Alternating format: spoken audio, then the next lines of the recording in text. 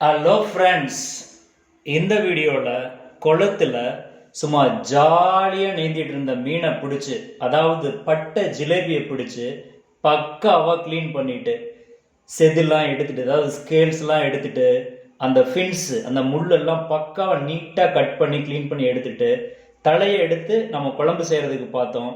நம்ம இப்போ வெறும் அந்த பாடியை மட்டும், அதாவது ஜிலேபியோட பாடி அந்த துண்டை பீசஸ் மட்டும் எடுத்து எப்படி பக்காவா எண்ணெயில் போட்டு நீந்த வச்சு நம்ம உடம்புக்குள்ள எடுத்து அதை அப்படியே செமையா சுவைச்சு சுவைச்சு சாப்பிட்டு உடம்புல அப்படியே சும்மா ஸ்ட்ரென்த்தை மெருகேற்றுறது எப்படின்றத இந்த வீடியோவில் பார்க்கலாம்.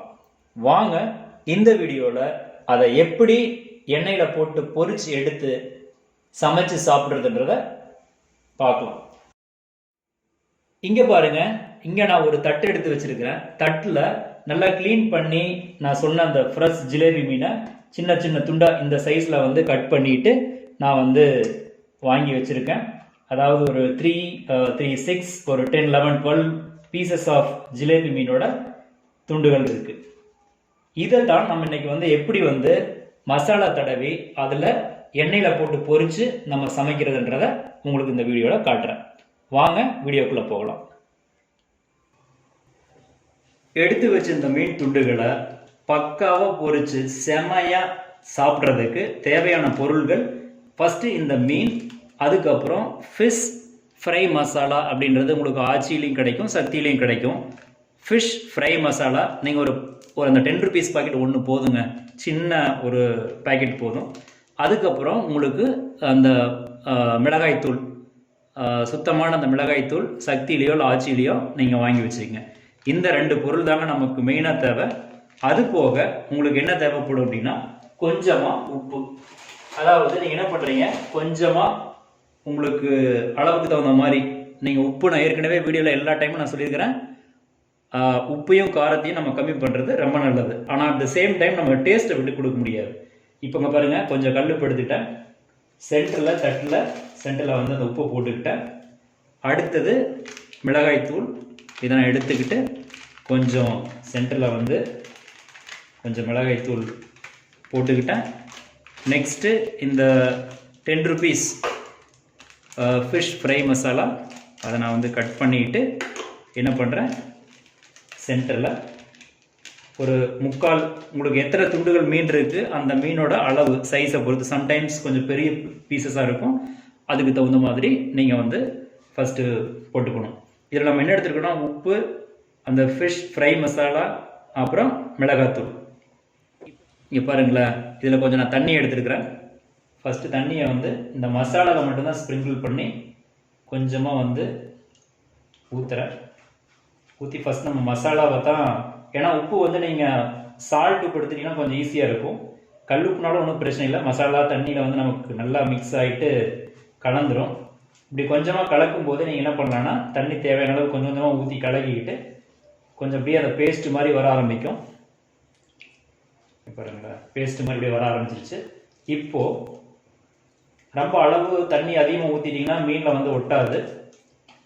இந்த ஜிலேபியோட டேஸ்ட்டு இந்த எண்ணெயில் வறுத்து சாப்பிட்றது, அதாவது பொரிச்சு சாப்பிட்றது ஊரில் எண்ணெயில் பொரிச்சு சாப்பிட்றதுக்கு இந்த பேஸ்ட் கரெக்டாக எவ்வளோ, அந்த ரொம்ப தண்ணியும் இல்லாமல் ரொம்ப கெட்டியாக இல்லாமல் ப்ரிப்பேர் பண்ணிவிட்டு, இப்போது ஃபார் எக்ஸாம்பிள் இப்போ இங்கே பாருங்கள், ஒரு பீஸ் எடுக்கிறீங்க, எடுத்து இதை நல்லா தடவிடுங்க.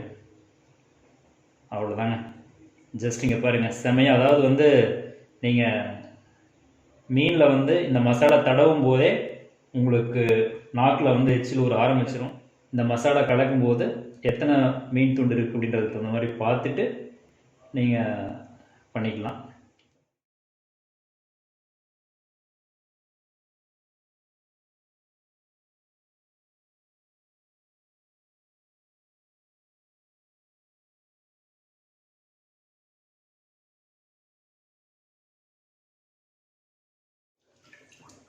இதில் ஒரு சில ஃப்ரெண்ட்ஸ்லாம் சொல்லுவாங்க, இஞ்சி பூண்டு பேஸ்ட்டு சேருங்க, அப்புறம் அது இதுன்னு நிறையா கடையில் கிடைக்கக்கூடிய பொருட்கள் எல்லாம் சேருன்னு சொல்லுவாங்க. எதுவுமே வேண்டியதில்லைங்க.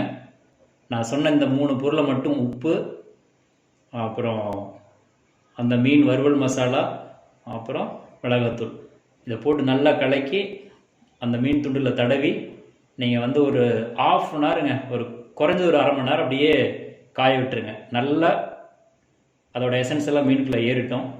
½ மணி நேரம் ஆகட்டும். அதை நான் எண்ணெயில் பொரிக்கும் போது எப்படி நீந்துதுன்னு பார்ப்போம். அதுக்கப்புறம் அதை நம்ம வயிற்றுக்குள்ளே எப்படி நீந்த வைக்கின்றதை உங்களுக்கு நான் சொல்ல போகிறேன். ஃப்ரெண்ட்ஸ், நம்ம மசாலா போட்டது ½ மணி நேரம் நான் உங்களுக்கு சொல்லியிருந்தேன். ½ மணி நேரத்துக்கு மேலே கிட்டத்தட்ட ஒரு 45 மினிட்ஸ் நல்லா மசாலாவை தடவி காய வச்சுருந்தேன். நல்லா மசாலாலாம் மீனோட சதையில் வந்து நல்லா ஏறி இருக்குது. இப்போ இதை நம்ம எண்ணெயில் எப்படி போட்டு நீந்த வச்சு நம்ம சாப்பிட்றோன்றதை பார்ப்போம். வெயிட் பண்ணுங்கள். இப்போ அடுப்பில் நம்ம வந்து என்ன பண்ணியிருக்கேன், அந்த கடாயை வச்சுருக்கேன். கடாயை வச்சுட்டு இப்போது நான் என்ன பண்ணுறேன், ஜஸ்ட்டு ஸ்டவ்வை வந்து ஆன் பண்ணுறேன். ஆன் பண்ணிவிட்டு சைட்லேயே பக்கத்தில் மீன் வந்து கொஞ்சம் தண்ணியில் விளையாடிட்டு இருக்கு. நீங்கள் வந்து இந்த அப்படியே கொஞ்சம் தூக்கி காமிச்சுன்னு அதில் பார்க்கலாம். அதாவது இந்த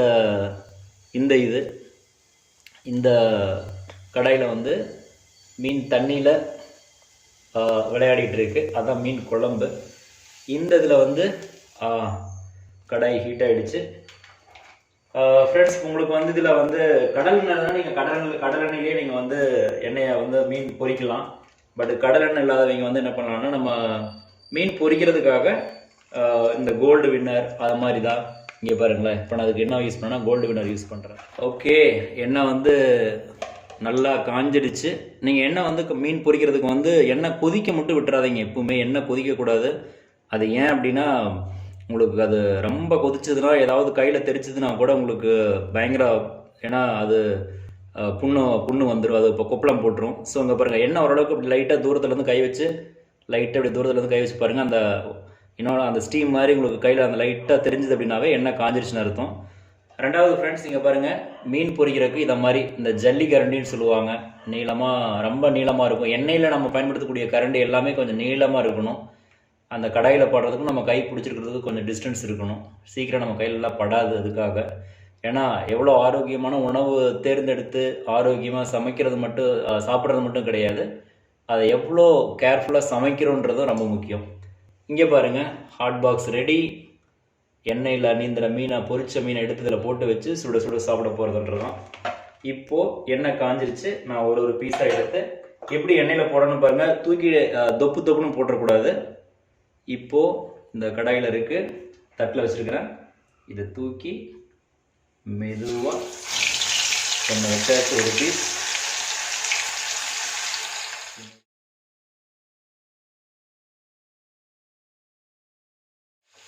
இதே வந்து ஒன்று நான் எக்ஸ்ட்ரா மேலே போட்டேன், எண்ணெயில் படலை.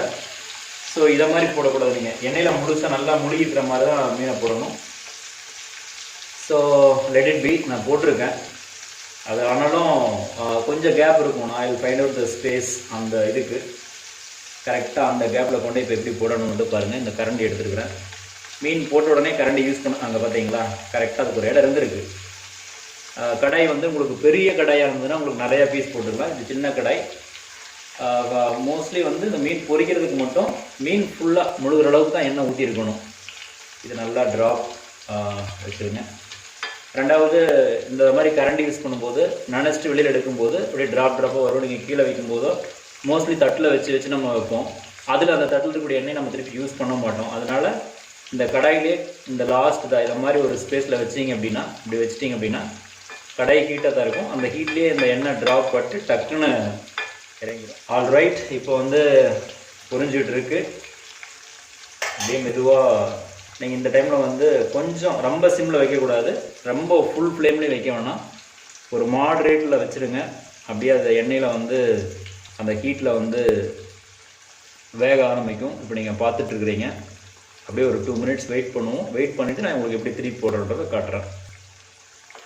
இப்போ பாருங்கள், நல்லா எண்ணெயில் வந்து நல்லா ஹீட்டில் ஃபுல்லாக வெந்துட்டு இருக்கு. கொஞ்சம் மாட்ரேட்லேயே இருக்கட்டும். அப்படியே அந்த கேப்பில் மீன் பொரியறதுக்குள்ளே பார்த்துட்டிங்கன்னு வச்சுக்கோங்களேன். மீன், அதாவது ஃபிஷ் பார்த்துட்டிங்க அப்படின்னா எல்லா டைப்ஸ் ஃபிஷ்ஷுமே, எடிபிள் ஃபிஷ் எதுனாலும் சரி, அது ஃப்ரெஷ் வாட்டர் ஃபிஷ்ஷாக இருக்கட்டும், அல்லது மெரைன் வாட்டராக இருக்கட்டும், இல்லை இந்த பிராக்கிஷ் வாட்டர் ஃபிஷ்னு சொல்லுவாங்க, எஸ்சுரி, அந்த நல்ல தண்ணியும் சரி, அந்த உப்பு தண்ணியும் கடல் தண்ணியும் கலக்கக்கூடிய இடம் இருக்குது பார்த்தீங்களா, அந்த ஜங்ஷன், அந்த இடத்துல சில மீன்கள் கிடைக்கும். அந்த மீன்கள் எதுனாலும் சரி, அது சமைச்சு உண்ணக்கூடிய ஃபிஷ்னு தெரிஞ்சிருச்சு அப்படின்னா நீங்கள் இந்த மீன் உணவு வகைகளை உடம்புக்கு சேர்த்திக்கிறது ரொம்ப அவசியம், ரொம்ப நல்லது.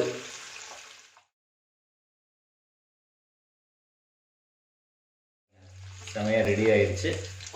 இப்போது என்ன பண்ணணும் அப்படின்னா லைட்டாக அப்படியே கரண்டியை விட்டுட்டு, இப்போ நான் என்ன பண்ணுறேன், ஒரு 4 மீன் தான், அதில் 4-5 பீஸ் தான் போட்டுறதுனால அந்த 4-5யும் கேர்ஃபுல்லாக எடுக்கணும். கடாய் கமுத்திடக்கூடாது, அது ரொம்ப முக்கியம். அதே மாதிரி எண்ணெயில் நீங்கள் தாளிக்கிறதுன்றப்போ கூட சின்ன குழந்தைகளை கிட்ட வரக்கூடாது. அதே மாதிரி நம்ம இந்த எண்ணெயில் பொரிச்சிட்டு இருக்கும்போது தும்மல்லாம் வந்ததுன்னா நம்ம திரும்பி நின்று தான், எப்போவுமே தும்மல் வந்ததுன்னா நம்ம வந்து கையை மறைச்சி வச்சு தான் நம்ம தும்மணும். ஏன்னா அது சின்ன வயசில் உங்களுக்கு சொல்லி கொடுத்துருப்பாங்க டீச்சர்ஸ் எல்லாம், பேரண்ட்ஸ் எல்லாம். ரெண்டாவது, இந்த நல்ல சூடாக இருக்கக்கூடிய எண்ணெயிட்ட பண்ணிங்கன்னா அந்த தண்ணியோ எச்சிலோ பட்டுதுன்னா ரொம்ப அந்த பொரியல் இது வரும். இங்கே பாருங்கள் ஃப்ரெண்ட்ஸ், எடுத்தாச்சு, மீனை வந்து எடுத்தாச்சு. நான் அந்த ஹாட் பாக்ஸ் ஏற்கனவே எடுத்து வச்சுருந்தேன், ஹாட் பாக்ஸுக்குள்ள வச்சாச்சு. ஓகே ஃப்ரெண்ட்ஸ், இங்கே பாருங்கள், இதுதான் நம்ம இன்றைக்கி செஞ்ச மீன் பொரியல், ஜிலேபி மீன் பொரியல். எண்ணெயில் பொரித்து எடுத்தாச்சு. அழகாக ஸ்லைஸ் பண்ணி வச்சுருக்கக்கூடிய ஆனியன் இருக்குது, லெமன் இருக்குது.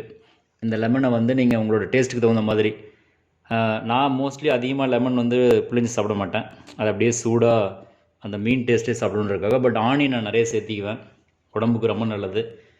இது இங்கே பாருங்கள், ஜிலேபி தண்ணியில் குழம்புல கொதிச்ச ஜிலேபி, அதாவது குழம்புல நீந்தின ஜிலேபி மீன். இது வந்து எண்ணெயில் நீந்தின ஜிலேபி பொரிச்ச மீன். 2 ரெடியாக இருக்குது. இப்போ நான் ஃபஸ்ட்டு இதை வந்து கொஞ்சம் டேஸ்ட் பண்ணணும்.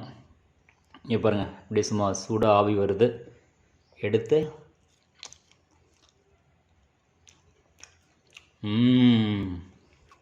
Wow, super super. இதே மாதிரி நீங்களும் ஜிலேபி மீன் எங்கெல்லாம் எப்பெல்லாம் கிடைக்குதோ வாங்கி சுத்தமாக க்ளீன் பண்ணி பொரிச்சும் சாப்பிடுங்க, இதை மாதிரி குழம்பு வச்சும் சாப்பிடுங்க. உடம்புக்கு ரொம்ப ஆரோக்கியமானது. விலையும் கம்மி தான். விலை வந்து இது வந்து 500 ரூபா 1000 ரூபா கிடையாது. 1 கிலோ உங்களுக்கு அதிகபட்சம் ஒரு 80 ரூபாயிலேருந்து ஒரு 120 ரூபா 130 ரூபாய்க்குள்ள கிடைக்கும். அது உங்களோட ஊர் சிட்டியை பொறுத்த வரைக்கும். பட் இதை சாப்பிட்டு பாருங்கள், நீங்கள் டெய்லி உங்களுக்கு ஃபேவரட் என்னென்னு கேட்டால் இந்த மீன் தான் சொல்லுவீங்க. சூப்பர் ஃப்ரெண்ட்ஸ், உங்களுக்கு பிடிச்சிருந்ததுன்னா லைக் பண்ணுங்கள், கமெண்ட் பண்ணுங்கள். ஏதாவது கொஸ்டின் இருந்ததுன்னா மறக்காமல் உங்களோட ஃப்ரெண்ட்ஸ்க்கெலாம் ஷேர் பண்ணுங்கள். இந்த சேனலை இது வரைக்கும் நீங்கள் சப்ஸ்கிரைப் பண்ணணுன்னா இப்போவே டக்குன்னு ஒரு சப்ஸ்கிரைப் பண்ணிவிடுங்க. நான் போடக்கூடிய எல்லா வீடியோவும், ஃபுட் வீடியோவாக இருக்கட்டும், மோட்டிவேஷ்னல் ஸ்பீச்சாக இருக்கட்டும், அல்லது சப்ஜெக்ட் ரிலவெண்ட்டாக இருக்கட்டும், உங்களோட குழந்தைகளுக்கான பாடமாக இருக்கட்டும், எல்லா வீடியோவுமே உடனுக்குடன் உங்களோட மொபைலில் டிங்குன்னு ஒரு பெல் அடித்து உங்களுக்கு காட்டிடும். Thank you so much friends.